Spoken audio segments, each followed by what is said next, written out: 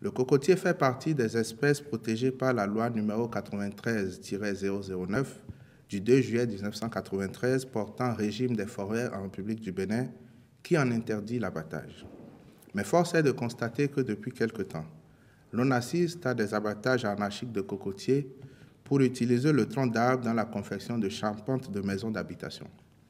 Cette pratique est de nature à détruire la biodiversité et à compromettre dangereusement la survie de l'espèce tel que le phénomène s'est observé sur la route des pêches. En rappelant l'interdiction formelle d'abattage du cocotier,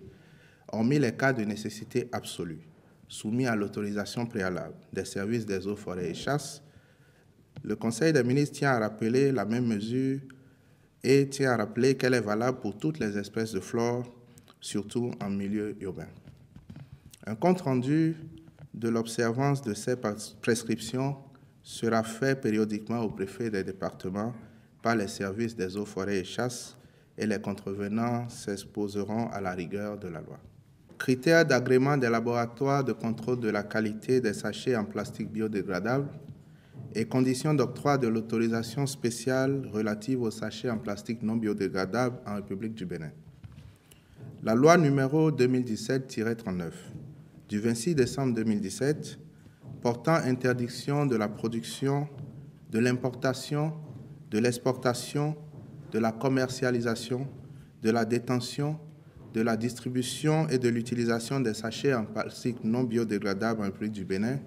stipule en son article 11 que, je cite, « Les sachets en plastique biodégradable fabriqués ou importés en République du Bénin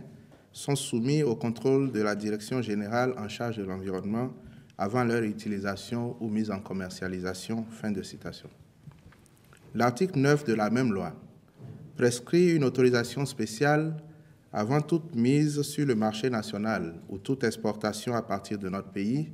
de sachets non biodégradables, quel que soit l'usage auquel ils sont destinés. Assistance technique à la Société de gestion des déchets de la salubrité urbaine dans l'agglomération du Grand Nokoué et de la gestion des lieux d'enfouissement sanitaire de Ouessé et de Takon. En vue d'apporter l'appui technique nécessaire à la Société de gestion des déchets solides ménagers dans ses relations avec ses partenaires, le Conseil a autorisé le ministre du Cadre de vie et du Développement durable,